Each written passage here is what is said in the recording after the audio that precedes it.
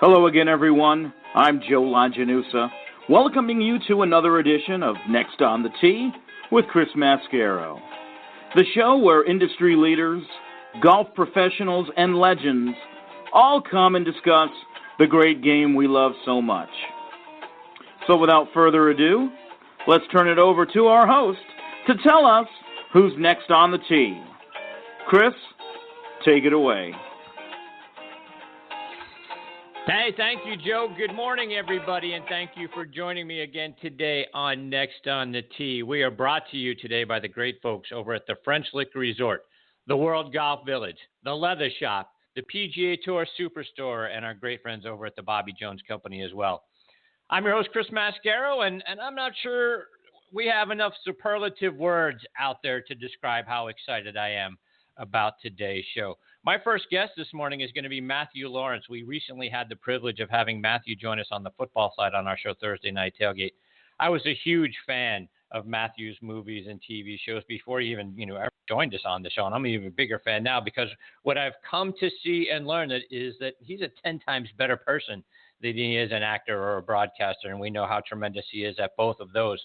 One of my favorite movies of all time is Eddie and the Cruisers, and Matthew played the bass player Sal Amato in that movie.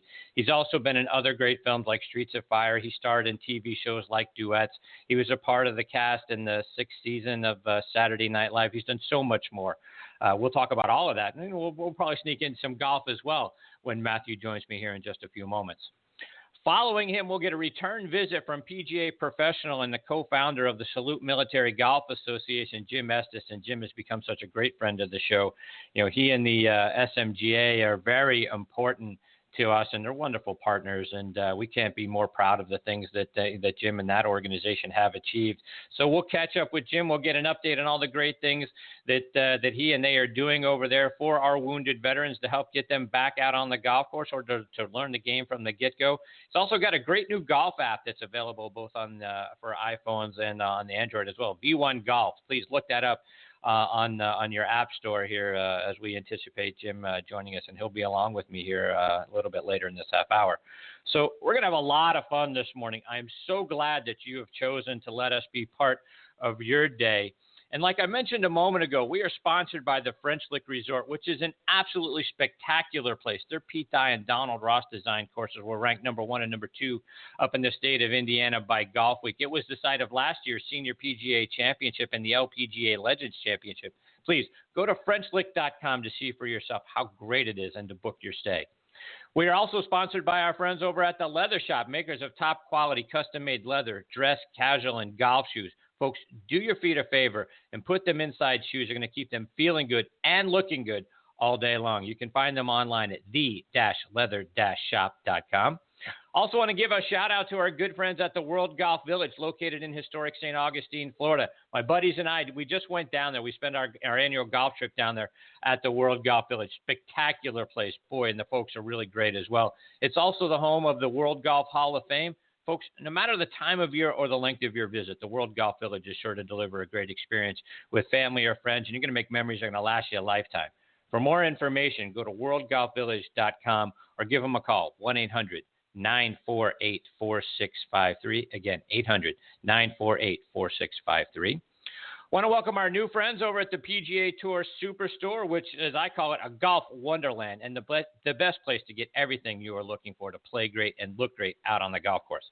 Check out all of their great items, from golf balls to clubs to rangefinders and so much more, at PGATourSuperstore.com online.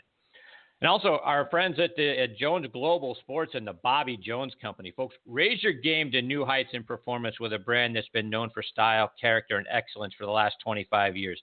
And that's the Bobby Jones Company. They have an inspired collection of products that capitalize on fabric technology to deliver a modern look and performance while honoring the legacy of Bobby Jones that delivers on the promise of enduring style.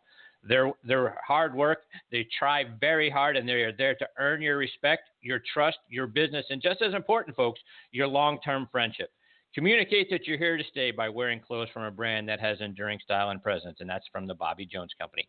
Check out all their great styles online at bobbyjones.com. And while you're there on their site, click on the equipment link that you're going to see there. They've got a great line of drivers, fairway woods, hybrids, and putters designed by one of the game's most influential equipment designers, and that's Jesse Ortiz, who joined us last week here on the show. Like his father, Lou, and Bobby Jones himself, Jesse has a passion for golf and golf club design.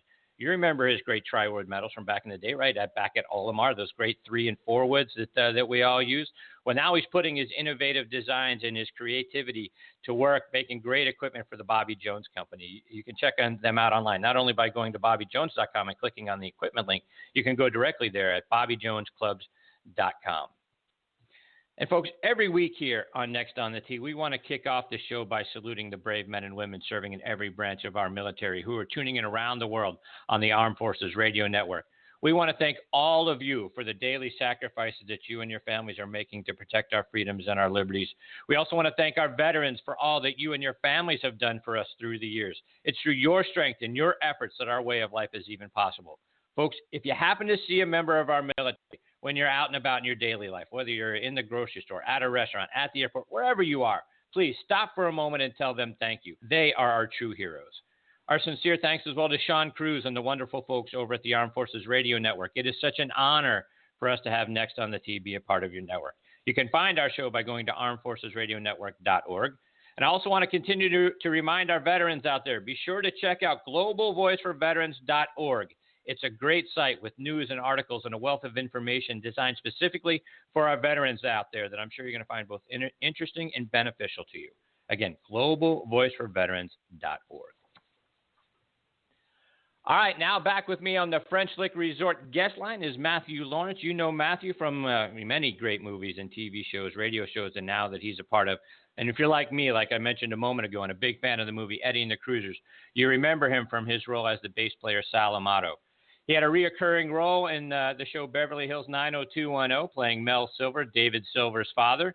He was in the movie Streets of Fire, reuniting with his Eddie and the Cruisers co-star Michael Paré. He played Ron D'Alessandro, the decorator friend that Demi Moore's character had in St. Elmo's Fire. He was a part of the cast of the 6th season of Saturday Night Live. Starred in the TV show Duet with Mary Page Keller back in the late 1980s, as well as appearing in the show 30-something. More recently, he's been a sideline analyst for Duke men's basketball and currently Kentucky basketball. Football fans can see him regularly as well. You can see him on the UK game day and the pre- and post-game show for, like I say, for Kentucky basketball. That's all on WLXG up in Lexington, Kentucky. He also hosts a golf radio show on WLXG as well called Backspin Golf. And like I mentioned, we had the privilege of talking with Matthew a few weeks ago on the football side on Thursday night tailgates, and it was one of the great thrills that I've had in the nearly 5 years we've been doing that show, and I'm very honored that he is here with me this morning on Next on the Tee. Hey, Matthew, thanks for coming and joining us on the golf side. You gotta get a life, Chris. Really. If you're that honored by having me on, you got to get a life. I'll help you. I'll figure something out for you to do. Thank you. I appreciate the help, Matthew. I appreciate it. Okay. It's great to be with you. So, Matthew, like I said, when we talked with you on the football side, but for our listeners here, I'm a huge fan of the movie Eddie and the Cruisers. I love the movie. I love the music, and that movie has had an incredible lifespan, and as you shared with us, an incredible impact as well on the lives of our military personnel deployed around the world. If you don't mind, share that story about what folks in our military have conveyed back to you. Well, this ties in with golf, too, because this story, I think we talked about it on your other show, has to do with golf and the effect golf has had on my life. Because of the career that I had as an actor, I was blessed to be able to play in many, many, many celebrity golf tournaments. And one of the great ones that we got to play in was the Crosby. Which used to be the famous tournament out in Pebble Beach with Bing Crosby and all those guys. And Bing's wife, Catherine, moved it. She had a little dispute with the PGA Tour, and she moved it to North Carolina. And I played in that tournament for many years, and it was a great tournament. It was the closest tournament that celebrities got to a tour event. It had big leaderboards. It was 2-man teams playing your own ball. it was the best ball of the two over 3 days, and there were hundreds of people out there watching. And one year I went, and on the first day I noticed a guy walking. He was clearly walking with our group, and I looked over. He was outside the ropes and just walking, and had kind of a longish beard, and he was wearing a camo hat and had a backpack on, and a couple hours later I looked up, and there he was walking again. And then the next day I went out, and he was out there again and quite clearly following me. And so I walked over to the ropes, and I said to him, "Okay, man, what's the deal? I don't know why, but I said, I'm not that good a golfer. Why are you walking with me?" And he said, I live about an hour away from here, and I saw in the newspaper that you were going to be playing in the tournament. He said, and I just wanted to at some point meet you and thank you. And I said, why do you want to thank me? He said, I was deployed during Desert Storm. He said, and I'm from New Jersey, and there were a bunch of us from New Jersey that every day that we were over there, we would go to the video tent, and we would put Eddie and the Cruisers in. And some days we'd only have 5 minutes. Some days we'd have a couple hours, and we'd watch the whole movie. He said, but every day that we were there, you got us through. That movie got us through Desert Storm and being away. And I just wanted to thank you. I get a little choked up even now talking about it. It was an amazing, amazing feeling to have somebody honor you like that by coming and saying thank you about a movie that had been done.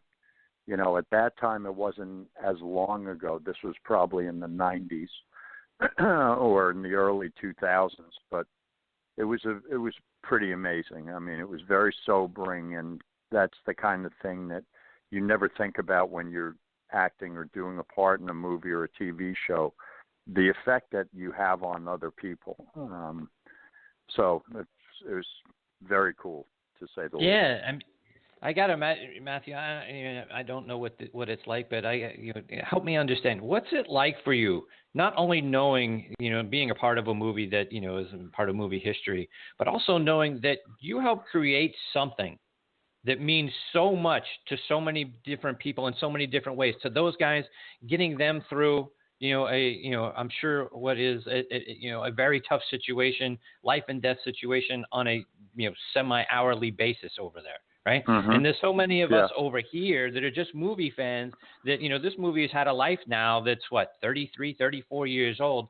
And 33 years later, we still want to talk to you about it. I know. It's, and the funny thing is, I think we spoke about this too. You don't really know when you get a script.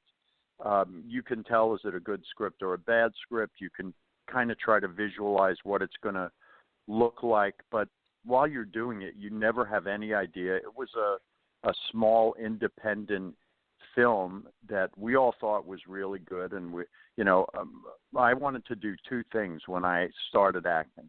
I always said I want to play two characters. I want to do a sports movie where I get to play center field in Yankee Stadium or be in the court of Madison Square Garden, and the other was to be a rock and roll star. And so that for me was the big thing, was that I was going to get to be in a band, and we were going to get to do this movie. And you never really know how it's going to work out. And when the movie came out, I really enjoyed it. We went to the preview. We had a great time. But it was gone in a couple weeks from the theaters. And then all of a sudden, cable TV happened, and they put it on HBO. And I think within a month, the album went triple platinum. And it was like, whoa, wait a minute. And like you say, now 33 years later, we're still talking about it. You have no idea that that's going to happen. I still get people that talk to me about it all the time here. And it's a pretty amazing feeling, like you say, to know that people from New Jersey, we shot that whole movie, in New Jersey, and people grew up in the places that we shot. There's a bar there was called Tony Mart's on the shore, and people's lives were directly influenced by that bar. Every summer they would go. I've heard stories from people about things that happened in that bar, and then they go to the movie, and I got letters from people telling me stories about their experience at Tony Mart's, and it's a pretty amazing thing, Chris, when you really think about it. Yeah. And Matthew, I got to be honest with you. I steal your, there's a line in the movie, a back and forth between your character and Michael Parra's character, Eddie.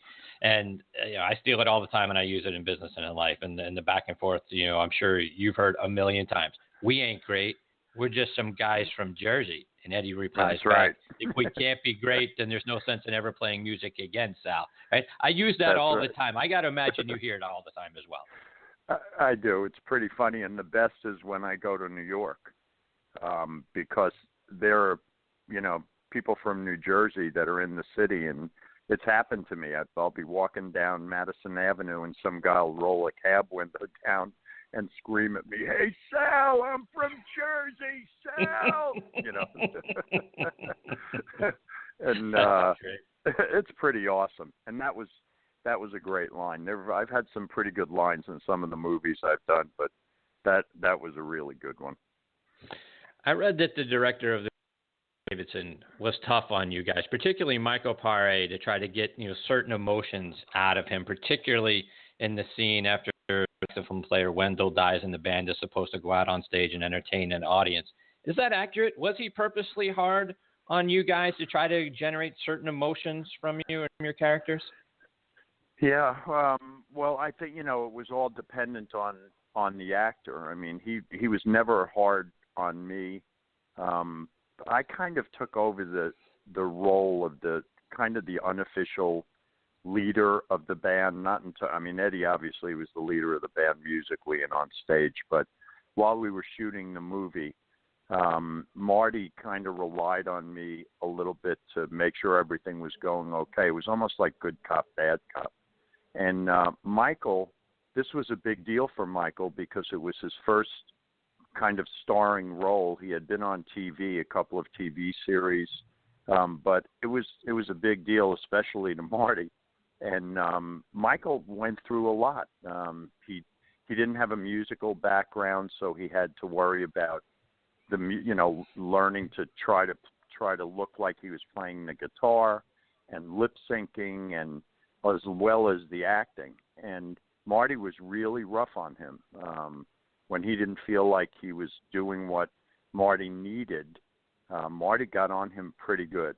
And but it was only because he loved him and he knew what he could do in that part. And so he went after him pretty good. And anytime, it's like sports. I mean, being a director, you're a coach or a manager, and you do whatever it takes. Some people need different motivations and different things work. I mean, you got to figure out what those are. And he got on Michael pretty good, but Michael's performance in that movie is really pretty incredible. He was that guy. I mean, he really was that guy. So, whatever Marty did, it was the right thing to do. I also read that Brad Furman, who was the director of The Lincoln Lawyer that came out a few years ago, he said Eddie and the Cruisers is one of the greatest movies ever, and it changed his life as a kid. Did you ever talk to Brad, or did you ever read anything about that from Brad? No, I haven't, but that's pretty amazing. I would love to, actually. I'd love to talk to him. That's quite a statement. Indeed. Matthew, we also talked about this on the other show, but one more before we move on to golf. But, like I said to you, when you're driving down the road and you're listening to the radio and On the Dark Side or Tender Years comes on the radio, what goes through your mind? Well, and my answer is the irony in that is pretty big, because that's the basis for the movie. That's how the movie with Tom Berenger's character, Frank, that's how it gets started for him. He's a teacher. way past all his Eddie and the Cruiser stuff, and he's in the car, and all of a sudden he hears a song on the radio, and it takes him back, and that's, so that has happened to me in the car. It happened, I think I told you right before I spoke to you the last time.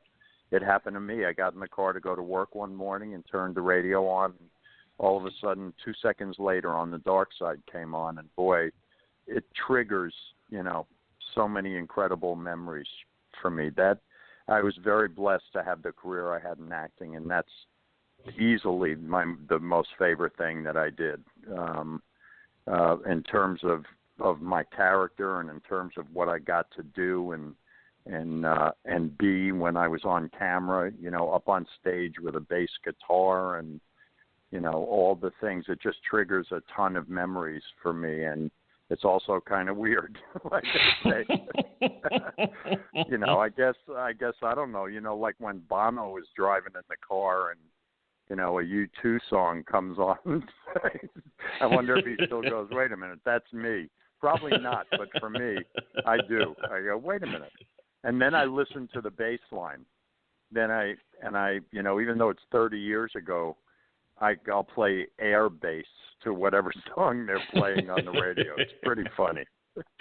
Speaking of air guitar, now you told me on the last show as well. You're the best air guitar player of all time. You're the Jimi Hendrix of air guitar. I am. That's a very, very well put. I actually, a couple mornings ago, I have a 12-year-old and a 9-year-old, and school just started here in Lexington, and every morning I sit in the school line with my 9-year-old son Lee, and we have a great time, and we have the radio on, and even though he doesn't like to listen to my stuff from classic rock, I put it on, and I forget what song was on, and I started playing air guitar for him in the car, and he was half embarrassed and half amazed that I was as good as I was doing it. So I still got it. Air guitar-wise, I still got it. There you go. Let's talk a little golf, Matthew, and let's go all the way back. When did the game become a passion for you? Well, here's the deal. I grew up in New York City, and when I'm kind of an old guy, and when we were growing up, there were no public courses in New York. I mean, if you played golf, you belonged to a country club, which meant you had money. And we grew up playing basketball. I grew up mostly on Long Island, but we would go into the city to play pickup basketball, and I played baseball and football, and nobody played golf. I mean, we used to beat the crap out of guys that played golf just on general principle. I mean, and wow. As a matter of fact, there was at our high school, my brother, I have a twin brother, Mitch, who's also very involved in golf and was a terrific actor also. Andy Schuyler was a kid that we went to all through school with, and his dad called Seawain Country Club on Long Island. And my brother and I were good athletes, and he would always he would tell Andy to see if we wanted to go out and play golf with him, and we'd laugh at him.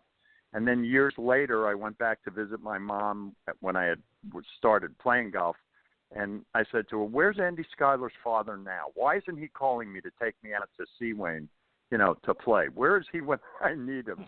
I didn't play. I didn't start playing until I was 31 years old.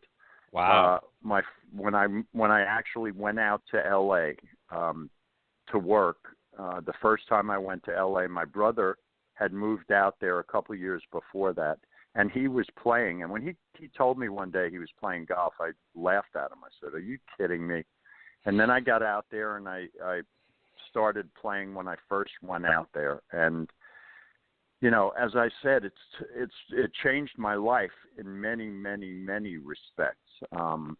From, when you're an actor and you're living in L.A. and you're not working, I was really good. I was down to about a 5 handicap. Wow. Because we played 4 or 5 or 6 times a week. If we weren't working, we were on the golf course. And that started for me. And then as the more work I did, I started playing in all these celebrity golf tournaments. And literally, I've been so incredibly lucky. The places I've played, the people talk about Pebble Beach. I've played there 20 times. I got invited to a tournament in England to play in a celebrity tournament in England, and pretty much all over the country for many years. And the biggest part of all this, and the kind of the capper of this story, is this was my 28th year of playing in a golf tournament here in Lexington, Kentucky. And 23 years ago, I was here for the weekend, and I met somebody that lived here, and we got kind of friendly for that summer. And then I didn't speak to her for 10 years. I was living in L.A., and we didn't speak, and then I moved to North Carolina to work with Duke. And I kept coming back to Lexington, and one day at the tournament, 13 years ago, her cousin came up to me and said, "I'm Shannon's cousin." And I gave him my number. I just wanted to say hello to her, and she called me, and we started talking again. And now we've been married for 13 years. We have a 12-year-old and a 9-year-old, and it's a direct result of me playing in that golf tournament for all those years. The reason I'm here now, we moved here. I got offered this job with ESPN Radio here because I played in that golf tournament with the guy that owns 6 of the radio stations here in Lexington, and I wanted to, have my wife and my boys be near her family, and I got offered the job, so we took it, and we moved here 7 years ago. Everything, and most of the friends that I have, except for my friends from when I was growing up, I've met all of them through golf, every single one of them, either through the golf tournaments that I played in, or I went to Duke because I played in the Duke Children's Classic and met Coach K and got very friendly with him over a period of years. And when I wanted to leave L.A., I was playing in the Jimmy V tournament in 1999 and had dinner with Mike and his wife, Mickey, told him I was unhappy in L.A., and he basically offered me a job to do radio for the Duke basketball team. That was because I played in the Duke Children's Classic. So everything pretty much about my life that's meaningful or important to me happened because of golf. Wow. That's so many amazing stories. Good for you. Yeah. So Matthew, as you talked about, so many tournaments, you talked about the Crosby a moment ago. What are some of the other, events that you got to be a part of that, made an impression on you? Wow, I love this tournament. I'm going to make sure I come back to that one.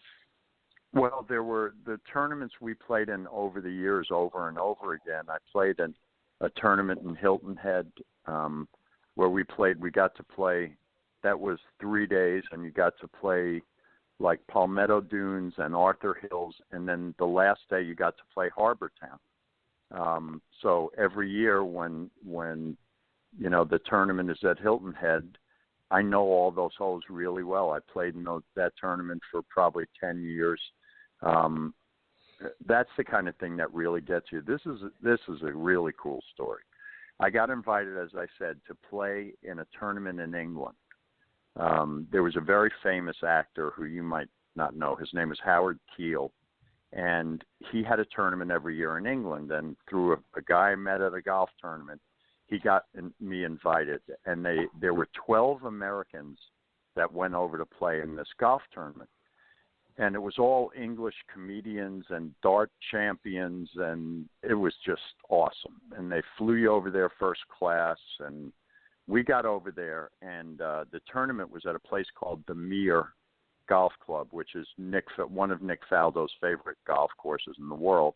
And we played, and we spent 4 or 5 days there. And the day before we were set to come back home, the guy that owned that golf course came up to all the Americans. We were sitting at a table at the dinner, and he asked us if we could possibly stay an extra day. He would like to take us to play at Royal Birkdale. Wow. Now, if you're listening to the show and you're a golfer or a golf fan, that's where they play the Open Championship. That's one of the courses. They play the Open Championship. And we said, well, yeah, we could do that. We'll stay an extra day. We'll cut it. So the next morning, I don't know exactly how far away it was from, it's in Southport, I think, England, and we were in Manchester, somewhere near Manchester. But the next morning we were taken to his jet helicopter, where we got on this helicopter. They flew us to Royal Birkdale. We landed in a field next to the first tee. It was like a mini Ryder Cup. They had 12 English celebrities and 12 Americans, and we played the same format as the Ryder Cup. We played our own ball, but we were matched against somebody else. We had our own caddies. It was one of the most fantastic days I will ever have. No in my doubt. life, ever. And again, that, experiences like that, as I said, Pebble Beach, I got to play Cypress Point, which nobody ever gets to play. It's like getting on at Augusta, through a tournament that I was invited to play there. There are so many. There are just so many that I got to play. The more I think about it and when I talk to you about it, I'm really lucky. I'm a very lucky guy. So you talk about some of the events, and we talked on the other show about the relationship that you were able to form with former Red Sox pitcher Tim Wakefield. Talk about some of the folks that you've gotten to play with that were a lot of fun. Oh, man. Again, I mean, when I think of all the celebrities, all right, here's one. And as I said, I'm a little older, but whenever anybody asks me, have I ever met anybody that, I couldn't even speak.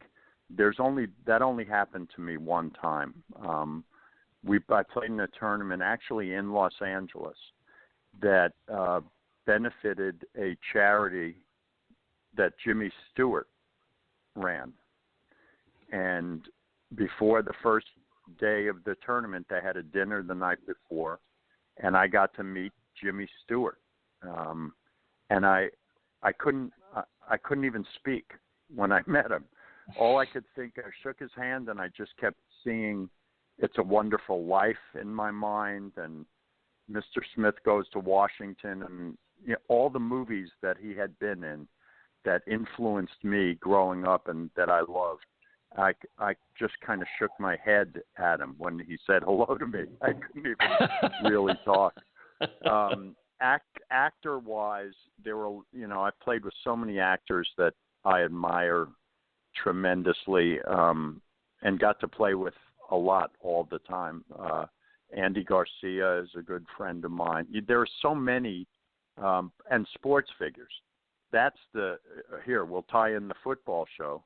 The very first celebrity tournament I got to play in was in Grand Cypress in Florida, and it was Payne Stewart had a charity celebrity pro-am tournament. And I wasn't very good at the time. I had only been playing for a year or two. And I went to play the practice round the first day, and the guy took my bag and he said, the carts are over there. I'll put your bag on the cart. And I walked over to my cart. He had put the bag on, and there was another bag on it. And the guy I was playing with that day, I turned the bag tag around, and it was Bart Starr. Wow. And I just, another one, for the first 3 or 4 holes, I would stare straight ahead, but kind of look out of the corner of my eye. I kept doing it like, my God, that's Bart Starr I'm sitting in a car with. And the athletes, those athletes, are so many of them, I was really blessed to get friendly with. When I see Bill Cowher on TV before NFL games, we played in a golf tournament in Wilmington for years in Wilmington, North Carolina. I went and he asked me to speak at a Boys and Girls Club meeting in Pittsburgh when he was coaching, and I spent a couple of days with him, just the two of us doing stuff. I mean, wow. I don't think about this often enough. Here's a good one, too, and we can finish with this one. I played in another golf tournament, actually in the Crosby, in that same golf tournament that the military guy I talked about before. And again, we went for the practice round, and I went over to my cart, and I was playing with Julius Erving. And my brother Mitchell and Julius went to Roosevelt High School on Long Island, and he's the same age as we are. And we scrimmaged them one time. Wow. And so we played against him basically, yeah. And I didn't say anything the first 3 or 4 holes. We were just kind of joking around, and then finally I said, my brother and I played against you. He said, where did you go to high school? I said, Hewlett. And he remembered. He started talking about the game, and wow. It was unbelievable. Yeah, and he subsequently is a good friend of my brother's. My brother does a lot of work with prostate cancer because he's a survivor, a prostate cancer survivor, and Julius has played in his golf tournament. We just, there's so many athletes and so many actors when you're blessed enough to be invited to those kinds of tournaments over the years. Here's a good golf one for you. Peter Jacobson and I are very good friends and nice. have been for a long, long time. And so this morning, as I'm talking to you, I'm watching the Olympics, and I'm listening to Peter do commentary. Now, Peter, anytime he's doing an NBC event, Peter and I text back and forth during the tournament while he's working. I'm texting with Peter, mostly about Johnny Miller, who I'll just say on the air, I can't stand. Okay. Wow. And so I'll text, Miller will say something, and I'll text Johnny something about, Peter something about it, and we just laugh. We're having a good time. While he's, they'll cut away from his tower, and they'll go to somebody else, and I'll shoot him a text, and he texts back and forth with me. I'm just incredibly blessed. I really am. Yes, you are. So, Yep. And Matthew, you mentioned, joking around with Julius Erving, when you told the story about your relationship with Tim Wakefield and how that came about. It seems like, a lot of the relationships you have, and it's like my buddies and I, right? When we're out playing golf, you're always busting on each other, about this shot or that shot or this memory or that memory. So it seems like that's the kind of relationship that you've been able to form with some of the, who are some of the guys you enjoy busting on the most? Oh, all my friends.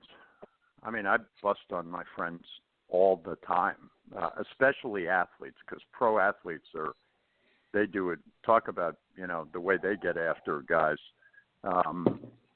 They're the best ones to do it with. I'm trying to think of who. Obviously, I have friends here who we're pretty brutal on each other. One thing I've never done is play golf for money. I don't ever play golf for money. Yeah, and a lot of my friends do, and we're playing, and that's when it can get really brutal. Is when you got some money riding on something, and somebody's trying to throw you off their game, it can get pretty brutal out there. But I just like giving it to my friends mostly. So let's talk a little bit about your golf show. It's called Backspin Golf. It airs Sunday mornings at 8 a.m. on ESPN Radio there in Lexington. Talk about your show and some of the things that you talk about and guests you've had. Well, as I said, I mean, I'm really lucky because, again, I know people like Peter Jacobson, who's been on. Dottie Pepper is a very good friend of mine, who's, as you know, is on the CBS telecast. And it's just a show every Sunday morning from 8 to 9 here. There's a tremendous golf community in central Kentucky here. We have some amazing golf courses. And I started doing the show 4 years ago, and we have – I usually try to do one local guest, either, Brian Craig, who's the golf coach at the University of Kentucky, or Brian Lane, who's a really, really successful Division III coach here in Lexington with Transylvania University. And then I'll have, one of the bigger guys like, Jacobson or Dottie Pepper and the other thing is through Twitter. I mean, I have made so many incredible friends through Twitter over the 4 years. I've had people call. There's a guy. Now, this is a golf show. If you're on Twitter and you don't follow, it's called No Laying Up, @NoLayingUp. This guy's brilliant, and I got in touch with him. I wanted to have him on the show, and I asked him what time zone he was in so we could set it up. I said, "Where are you?" He said, "The Netherlands." I went, wow. What? And I actually had him on the show. We did a Skype call, and I had him on the show. I have friends in Seattle and Canada and Florida and all over the place that I try to get on, and depending on what's going on in the world of golf. So I try to have a local person, and then I have a friend of mine, Perry French, who's the Strixon Golf PGA Pro. He does a segment on the show with me every week too. It's a lot of fun. I've had a great time. I bet that is. Yep. So, Matthew, you've talked about, a lot of things here with the people you've played with and the great tournaments you've played with. And if the golf gods came smiling upon you today and say, hey, Matthew, I'm going to pick you up and I'm going to set you down on any course on the planet, where are you playing?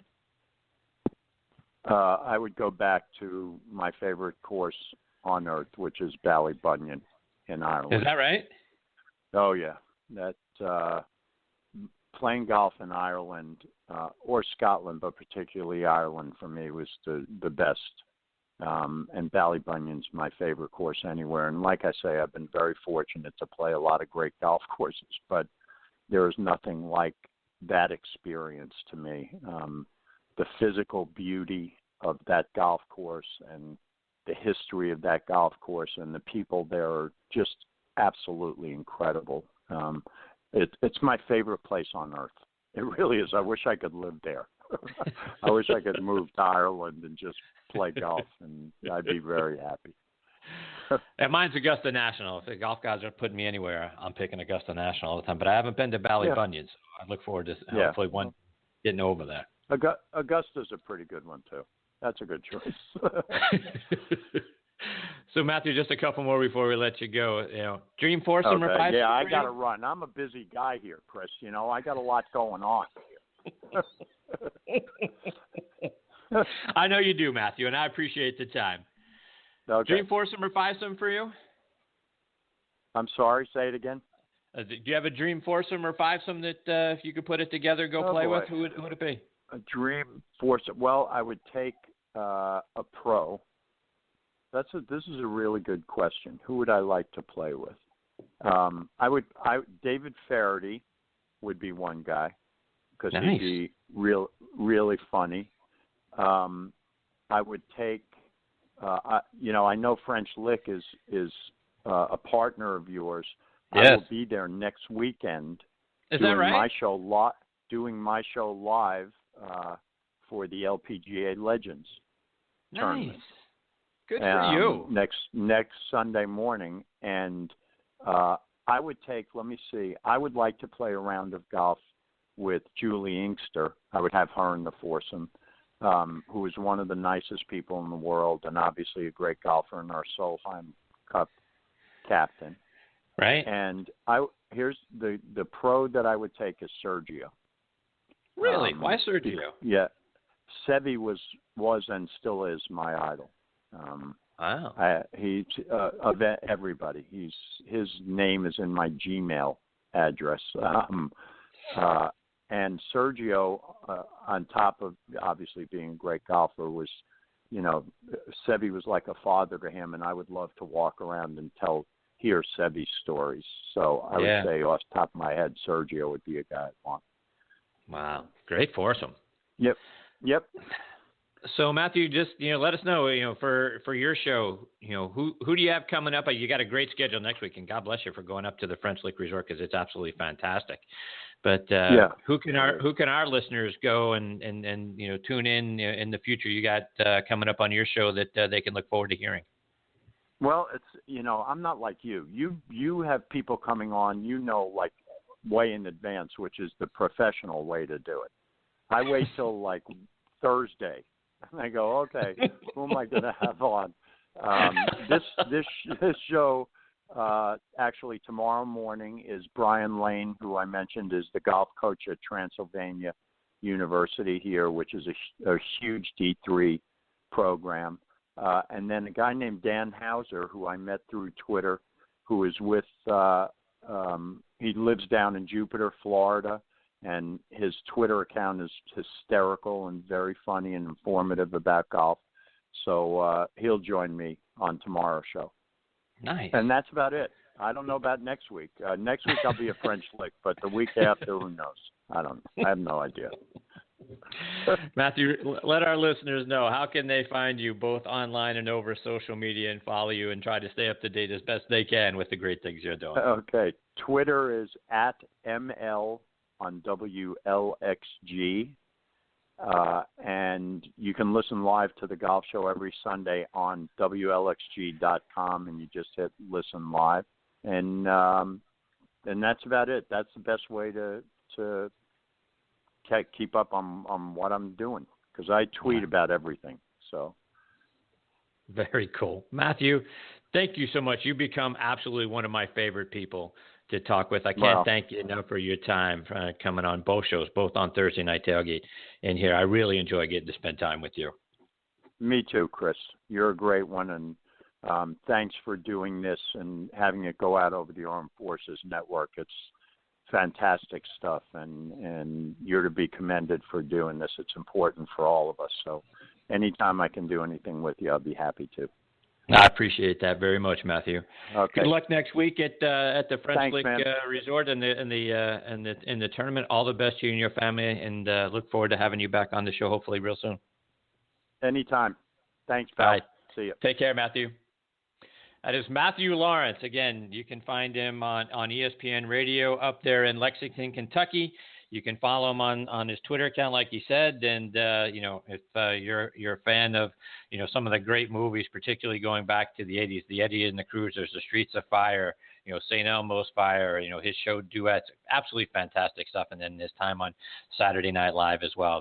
They don't come better than Matthew Laurance. It has been an extreme privilege getting to know Matthew and having him as part of both shows. All right, we're going to try to contact Jim Estes. Hopefully he's still able to join us. We'll do that on the other side of these words from our friends over at the French Lick Resort. This is the time to play legendary golf at French Lick Resort. Book one of our money-saving packages like the Hall of Fame package and play our Pete Dye and Donald Ross courses. Stay in historic luxury at our French Lick or West Baden Springs hotels. Relax in our spas. Dine in our restaurants. Have some gaming fun in the casino. Or just rock on our rambling verandas like they did 100 years ago. Go online to FrenchLick.com and book your legendary golf getaway now at French Lick Resort. Raise your game to new heights in performance with a brand that's been known for style, character, and excellence for the last 25 years. The Bobby Jones Company. We have an inspired collection of products that capitalize on fabric technology to deliver a modern look and performance while honoring the legacy of Bobby Jones. And while we deliver on the promise of enduring style, we also work hard to earn your respect, your trust, your business, and just as important, your long-term friendship. Communicate that you're here to stay by wearing clothes from a brand that has enduring style and presence. The Bobby Jones Company. Check out all of our great styles by going to BobbyJones.com.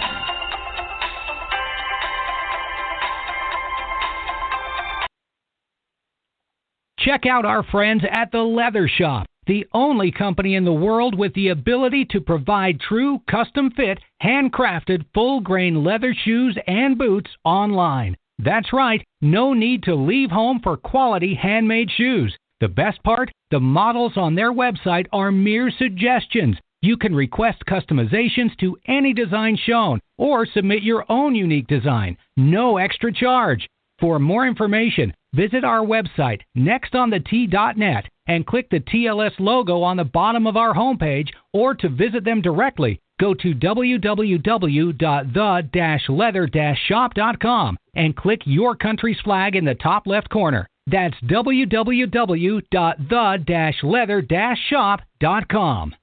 You're listening to Next on the Tee with Chris Mascaro, heard around the world on the Armed Forces Radio Network. And we're back here on Next on the Tee. Unfortunately, Jim Estes has been detained this morning, and he's not going to be able to join us. We'll reschedule Jim to come back on the show with us here in the next couple of weeks. So we look forward to the opportunity to get back in touch with Jim. So, all right, folks, it is time for me to put a bow on this episode of the show. Before we do close up shop, we do want to hear from Jim about the great things that they are doing over there at the Salute Military Golf Association. Let's hear a word about all the great things that Jim and the SMGA have going on. The Salute Military Golf Association was created to provide rehabilitative golf experiences to the brave men and women who have been wounded while serving our country. Hi, I'm Jim Estes, PGA Golf Pro and co-founder of the Salute Military Golf Association. With my adaptive golf program, we've successfully helped thousands of soldiers in their recovery, both mentally and physically. The SMGA has been providing family-inclusive golf experiences across the country since 2007. To date, the SMGA has equipped more than 1,000 warriors with properly fitted golf clubs and has extended its clinic series to more than 8 chapter and affiliate locations across the U.S. If you are a wounded veteran interested in participating, or if you'd like to learn more about the Salute Military Golf Association and find a chapter closest to you, visit our website at smga.org. We've seen firsthand how impactful golf can be in aiding one's recovery. The Salute Military Golf Association, empowering wounded veterans one fairway at a time. Visit smga.org. That's smga.org. They truly are doing some amazing things there at the Salute Military Golf Association to help our wounded warriors get back out on the golf course or to start learning the game as well. It really is amazing when you check it out. So please go online to smga.org to see that and also see how you can get involved as well. All right, everybody, my sincere thanks to Matthew Laurance for making today's show so much fun for me to be part. Boy, I really loved the time with Matthew. I hope you enjoyed it as well. Please also check out our sister show, ThursdayNightTailgate.com, with me and my co-host Bob Lazari, our announcer Joe LaGenusa as well. That show airs live every Thursday from 8 to 10 p.m. Eastern Time. You can stream it on Blog Talk Radio. You can find it on the Armed Forces Radio Network. We are all over the net. We're on iHeartRadio, TuneIn, Spreaker, Stitcher, SoundCloud. We are all over the place. So please check us out on your favorite app, whether that's over on your PC when you're streaming it there. If you've got a favorite app that you've got on your smartphone that you like listening to podcasts or shows live on, please check us out there. We really appreciate the support. The show airs live from 8 to 10 p.m. Eastern Time again, so Thursday Night Tailgate. So every week on Thursday Night Tailgate, we are joined by legends and stars from around the NFL. And we're partners with the NFL Alumni Association, so great interviews. Hope you'll check it out. You can find this online, ThursdayNightTailgate.com, our specific site, ThursdayNightTailgate.com. This show, nextonthet.net, and from either site, you can stream or download any of our archive episodes for free, folks, and keep up to date with who some of our future guests are going to be as well. All right, thank you again for choosing to listen to the show. We know you got thousands of them out there that you have the opportunity to listen to, and we really appreciate that you've made Next on the Tee one of them. Until next week, hit 'em straight, my friends.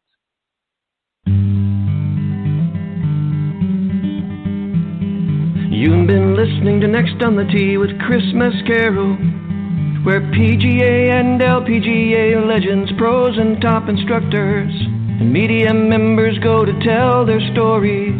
Join us the same time every Saturday to hear more stories about the game we love from the people who love sharing those stories with you. It's all about the great game of golf. It's all about the great game of golf.